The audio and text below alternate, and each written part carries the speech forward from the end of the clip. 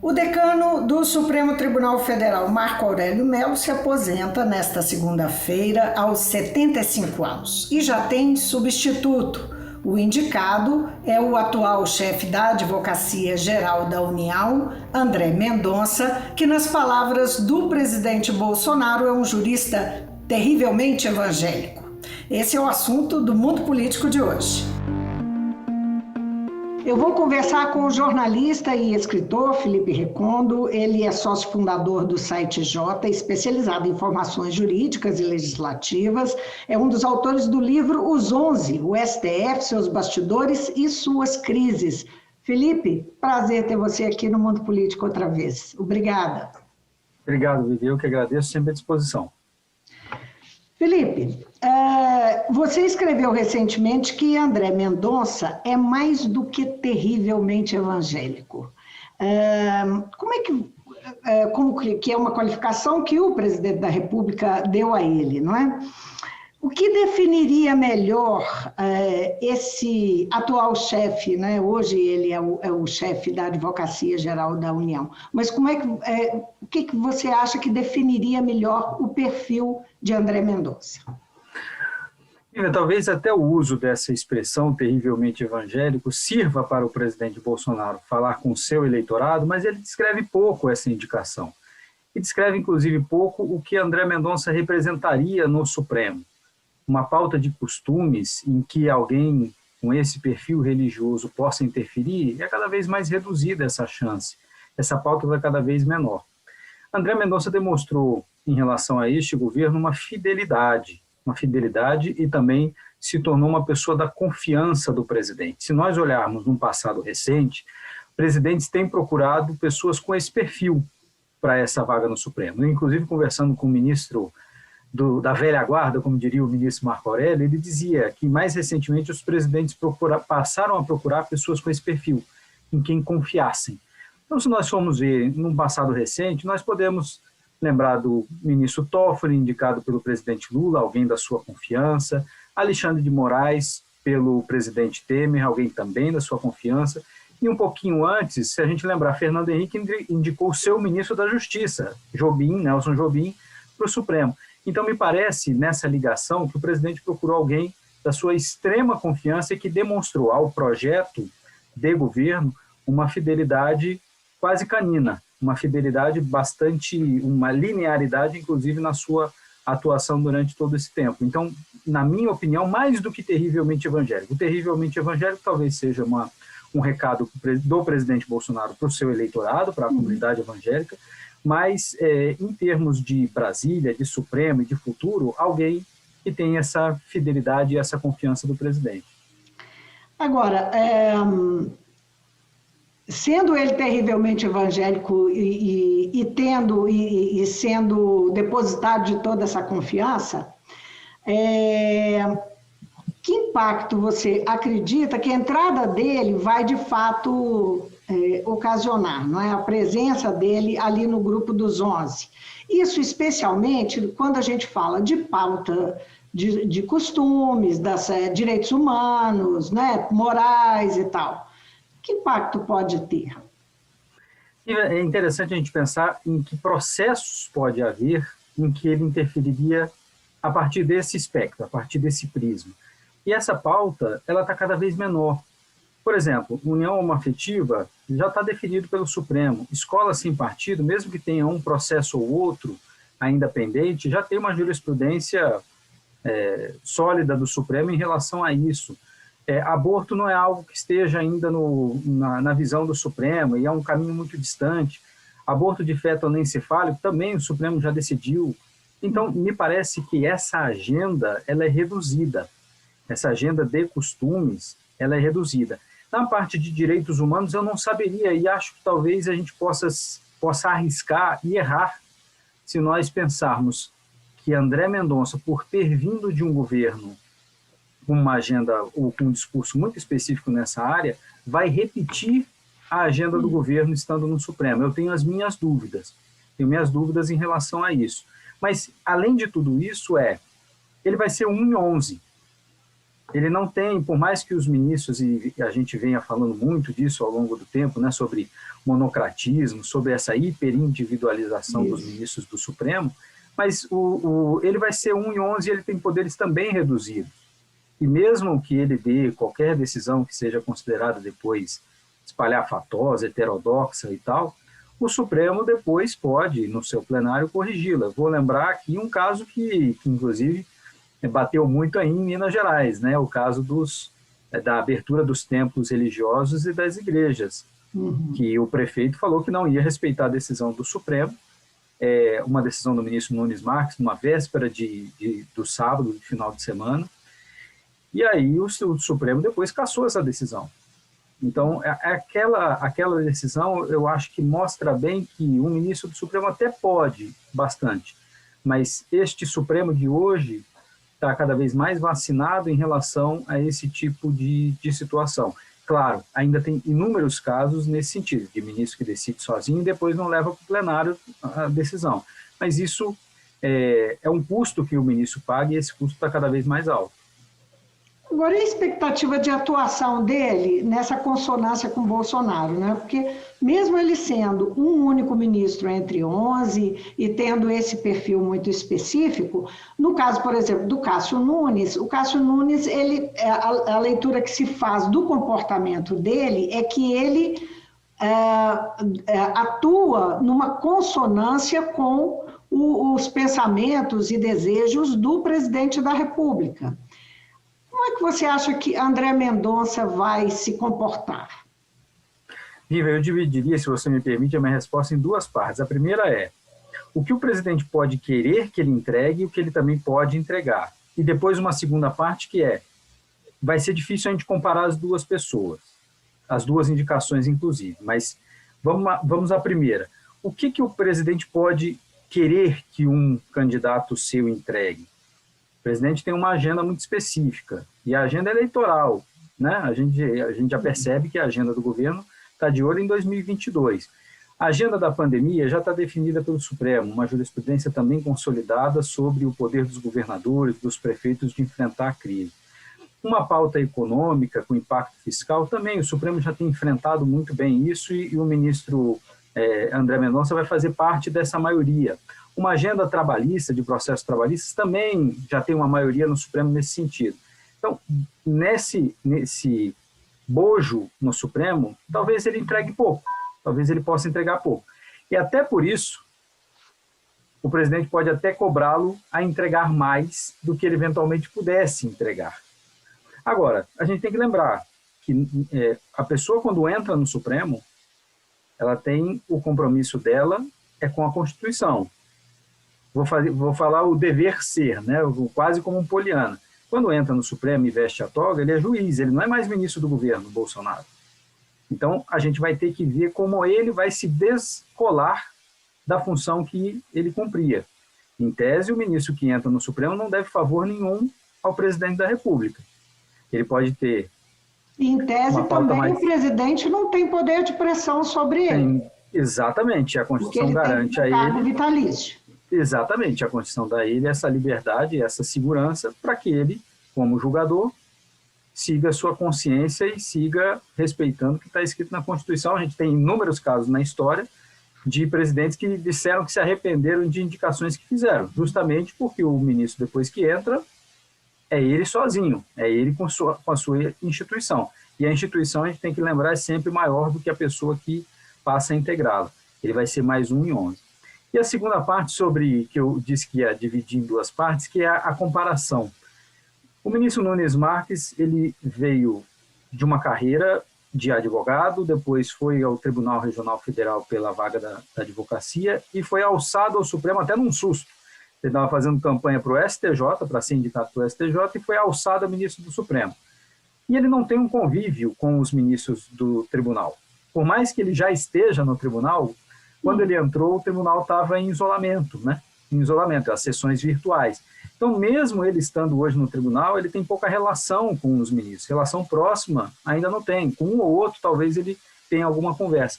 André Mendonça tinha que despachar frequentemente com os ministros do Supremo desde o começo do governo Bolsonaro, inclusive para resolver algumas crises, para dialogar e tal. Então, talvez o ministro André Mendonça seja mais facilmente absorvido por essa institucionalidade do Supremo e pelo colegiado do que o ministro Nunes Marques. Isso é uma aposta.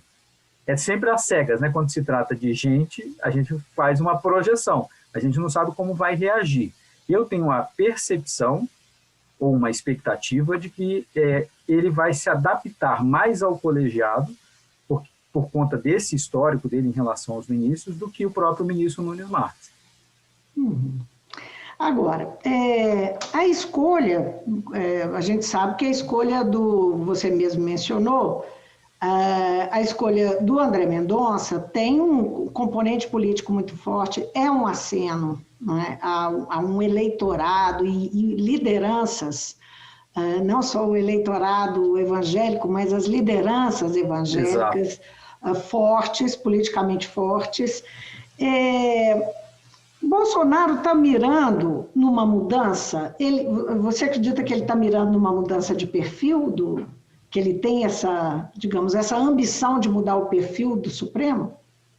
Eu não tenho a menor dúvida e acho que talvez o último presidente que tenha pensado num perfil de Supremo, e acho que por acidente, inclusive, foi o presidente Fernando Henrique, mais porque ele delegou, inclusive quem conta isso é o próprio ministro Nelson Jobim, delegou um pouco as indicações para essas pessoas que o influenciavam. O presidente Fernando Henrique indicou pessoas que pensavam na governabilidade e que tinham uma agenda pró-reforma do Estado. A gente lembra que o governo Fernando Henrique fez várias reformas e teve no Supremo um lugar seguro para elas, graças, inclusive, a algumas das indicações que fez. O presidente Lula fez indicações muito diversas, desde o ministro Menezes de Direito, que era um católico fervoroso, até o ministro Aires Brito, que era completamente diferente disso, uma agenda de costumes completamente liberal. A presidente Dilma também indicou perfis muito distintos. O presidente Temer indicou só um candidato. E agora a gente percebe que o presidente Bolsonaro tem um perfil que ele quer seguir, um perfil mais conservador. Eu não compararia, é um pouco difícil comparar as duas indicações, mas a gente percebe que são mais conservadores em algumas áreas, são ministros pró-governabilidade, mais liberais do ponto de vista econômico, então me parece sim que ele tem algo em vista. Se ele tiver mais um mandato, portanto, mais duas indicações a fazer, me parece que esse vai ser um caminho, um perfil bastante mais conservador para o Supremo, mas aí vai depender das urnas no ano que vem. Claro, a gente espera que sim. Mas o fato é que ele vislumbra, então, um projeto de poder maior nesse sentido. Mas sabe Vivian, que eu sinto falta, inclusive, nos debates eleitorais, mas aí quem está falando é alguém viciado em cobertura de Supremo e tal, mas eu sinto falta de nós perguntarmos para os candidatos à presidência da República que tipo de pessoas eles procuram para o tribunal. É claro que não existe um modelo de juiz para o Supremo. Havia no passado quem dizia, inclusive, que o Supremo não era lugar para o juiz de carreira, que a pessoa que entrava no Supremo tinha que ter uma visão mais ampla e tal. Mas a gente não discute isso nas campanhas eleitorais. O Bolsonaro falou de Supremo na campanha eleitoral. A gente sabia mais ou menos o que ele pensava sobre o Supremo. Mas outros candidatos, não. Ninguém perguntou para o presidente Lula, quando ele era candidato, quem que ele ia colocar no Supremo. Ele ia ter, e ele ia ter, logo no começo do governo, 3 vagas a preencher. Ninguém perguntou para a presidente Dilma, ninguém perguntou para o Fernando Henrique. Então, Dilma eu acho fez interessante. Várias indicações, né? Fez 4 indicações, se não me engano. E ninguém perguntava isso, que tipo de perfil pensava. E eu acho interessante que a gente passe a olhar isso também daqui para frente. Que tipo de perfil os presidentes vão procurar para colocar dentro do Supremo? Algo mais conservador, mais liberal? Como é que vai ser essa agenda? Porque a gente percebe cada vez mais a importância do Supremo e interferência nessas agendas também. Felipe, o Mendonça já há algum tempo está circulando, já há alguns meses está circulando no Senado. Ele tem que passar por uma sabatina, né? E teria dito aos senadores, uma das coisas que eu li a respeito, estaria dizendo aos senadores que ele não quer ser vinculado ao perfil de um evangélico, que ele vai ouvir todo mundo para tomar decisões, da esquerda à direita, né? Ele vai sofrer resistência dentro do Senado? Qual que é a perspectiva que ele tem para essa sabatina? Eu acho até, Vivian, que me parece que a resistência que vai sofrer é mais em relação ao governo, propriamente dito, pelos problemas que está enfrentando, pelo momento político que enfrenta, do que a ele mesmo. A crise que o governo está enfrentando pode influenciar os senadores fora dessa sabatina? Sem dúvida, sem dúvida. Se nós olharmos, por exemplo, no passado recente, a gente vai lembrar a indicação do ministro Fachin sofreu forte resistência no Senado, isso. E não porque ele era um nome ruim para o Supremo. Já tinha entrado, inclusive, em outras listas, era um advogado reconhecido, professor da Universidade Federal do Paraná, as pessoas o conheciam e tal, mas ele sofreu forte resistência porque vinha de um governo, do governo Dilma Rousseff, que já estava em decadência. E ele enfrentou fortes dificuldades. Como num passado um pouco mais distante, depois do mensalão, o presidente Lula teve que fazer concessões e dialogar com o Congresso Nacional, com o Senado especificamente, para achar um nome que fosse palatável.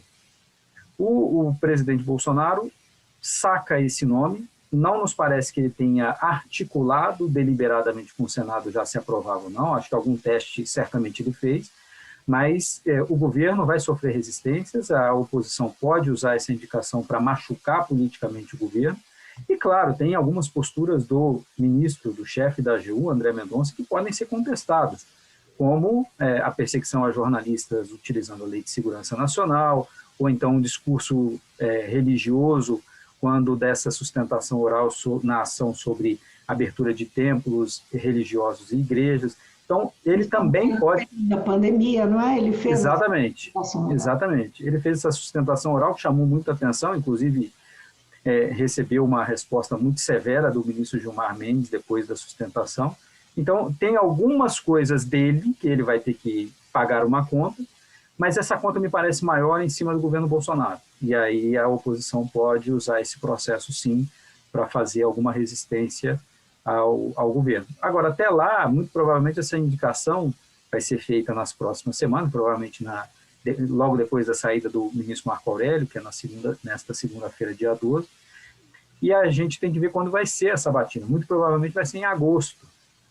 Sim, então, já está previsto para depois do recesso. Depois do recesso. Pois é, e até lá, vamos ver o que vai acontecer, se a crise envolvendo o presidente piora, não piora, como o clima vai ficar no Senado, mas aí é uma coisa para a gente ir acompanhando no dia a dia. A gente sabe que dificilmente há reprovações no Senado, né? Só houve lá não dá nem para comparar as reprovações, as rejeições que houve no governo Floriano Peixoto com o que acontece depois. Porque normalmente quando se fala um grau de negociação e de trabalho que o próprio candidato faz, né?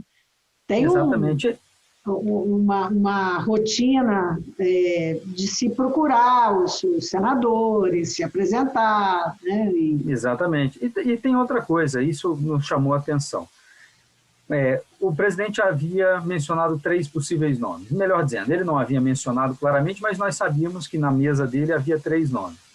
Do ministro Humberto Martins, do STJ, do Procurador-Geral da República, Augusto Aras, e dele, André Mendonça. E os ministros do Supremo preferiam e verbalizavam isso. Preferiam André Mendonça. Também caíram numa certa armadilha, né? Como se só houvesse esses 3 nomes possíveis. Existem outros tantos nomes, mas, enfim, os ministros do Supremo mencionavam que a preferência deles era nesse sentido. Então, pode ser até que os ministros do Supremo, de alguma forma velada, porque não é papel deles fazer isso, mas podem também ajudar o candidato de determinada forma, conversando com os senadores que sejam mais próximos, etc. Afora, a comunidade evangélica e os seus líderes, que também vão fazer pressão no Senado e vão falar de André Mendonça. Então, tem esses 2 lados. A própria resistência ao perfil é um candidato novo, né, em termos de idade, que vem de um governo com problemas políticos, inclusive, e participou de algumas decisões polêmicas.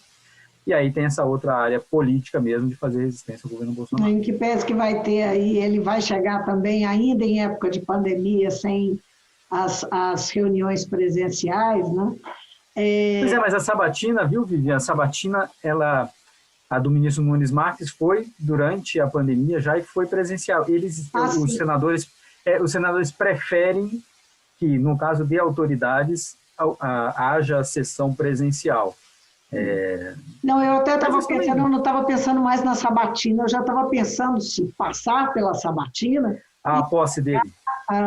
Né, ele vai chegar no Verdade. Supremo ainda sem os encontros, as reuniões, os julgamentos presenciais. Né? Dizem que o Nunes Marques ficou bastante, e você mencionou isso também, que ele ficou um pouco isolado até por conta disso. Não é? Isso cria uma dificuldade com a chegada dele lá? Como é que você imagina a recepção que os ministros farão ao André Mendonça? Até por essa relação pessoal que ele já foi, pessoal e profissional, né, que ele foi montando ao longo desses últimos anos, como advogado-geral da União e depois como ministro da Justiça, em tese a receptividade a ele vai ser tranquila. Assim, os ministros já estão acostumados com a figura, com aquela figura ali na sala, né? Então, não me parece que vai ser algo muito diferente. É claro que toda vez que uma peça é alterada num colegiado tão pequeno, muda muito o tribunal. E ainda mais com a saída de um ministro como Marco Aurélio e a entrada de alguém com um perfil completamente distinto. Mas é possível, inclusive, que já no segundo semestre as sessões presenciais voltem e aí a gente vai ver um outro jogo, uma outra dinâmica no plenário do Supremo e uma outra dinâmica entre os ministros também.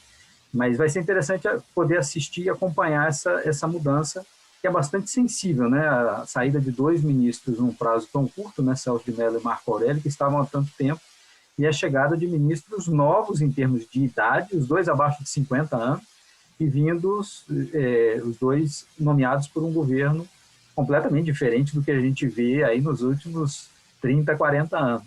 Vai valer a pena acompanhar. E o Aras, hein? Por que não... Que leitura que você faz da escolha, né, pensando no Aras? Por que não o Aras e o Augusto Aras, que é o Procurador-Geral da República, e que chance que ele tem de emplacar, né, ter o nome dele emplacado, indicado, no lugar da ministra Rosa Weber, né, que é a próxima vaga? Bom, se o presidente for reeleito no ano que vem, e nas mesmas condições de temperatura e pressão, é um candidato fortíssimo e muito provável, inclusive, para uma próxima vaga no Supremo, caso o presidente Bolsonaro seja reeleito. A visão de por que ele não foi escolhido agora. Como eu mencionei antes, Vivian, os presidentes têm buscado perfis que são muito próximos, de sua confiança. E o presidente Bolsonaro ainda tinha colocado um quesito a mais, que era o terrivelmente evangélico. Então, assim, nessa fotografia que o presidente tinha descrito, era o André Mendonça, não tinha muito para onde fugir. Augusto Aras não é evangélico, não é da absoluta confiança do presidente, foi conhecer o presidente, inclusive, recentemente, não conhecia, foi por um intermediário, um ex-deputado aqui do Distrito Federal. Então, não era uma pessoa da confiança do presidente.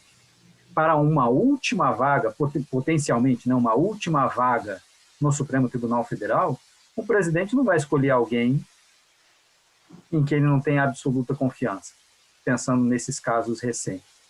Eu me recordo conversando com o ministro do Supremo, o ministro Gilmar Mendes, quando houve a indicação do ministro Alexandre de Moraes, o ministro Gilmar Mendes defendia que fosse outro candidato. Mas ele mesmo falou, natural, a única indicação que o presidente da República vai fazer, ele vai indicar alguém da sua confiança.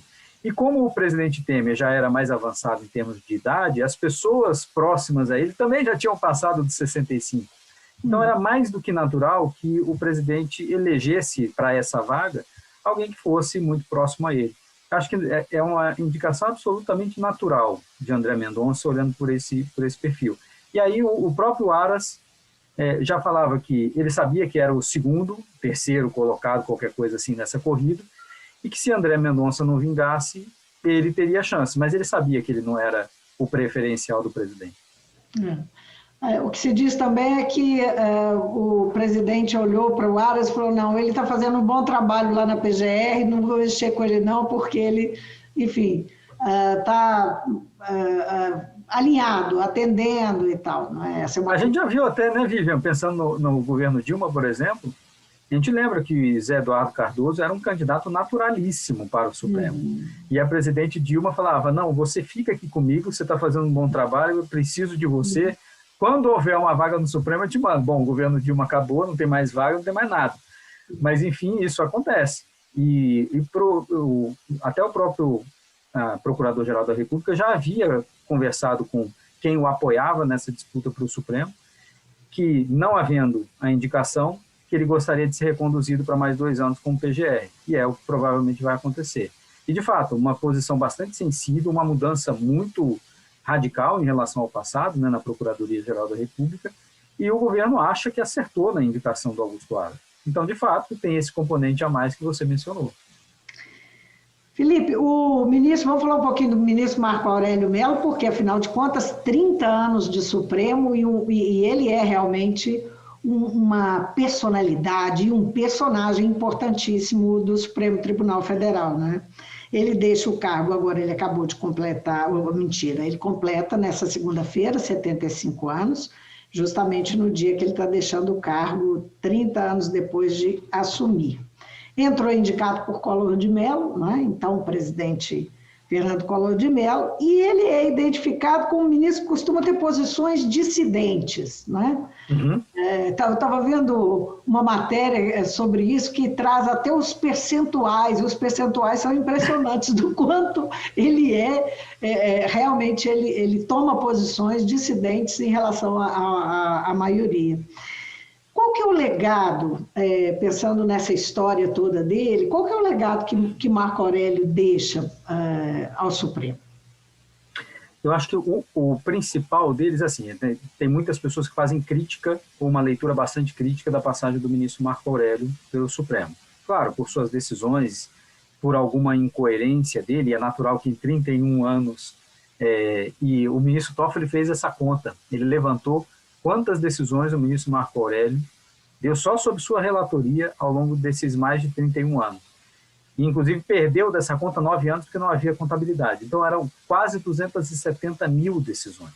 É natural que alguém tenha incongruências, né?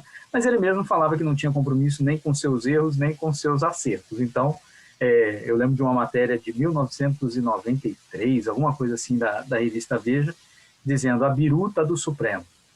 Ele podia mudar de posição. E, de fato, quando a gente conversava com os ministros, a gente tentava mapear um julgamento, ele era sempre um imprevisível. Sempre um imprevisível.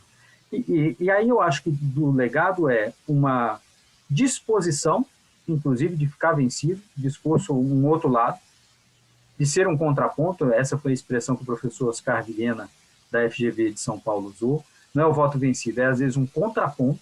Eu acho isso interessante dentro de um colegiado. E o outro legado é da transparência que a TV Justiça deu ao Supremo.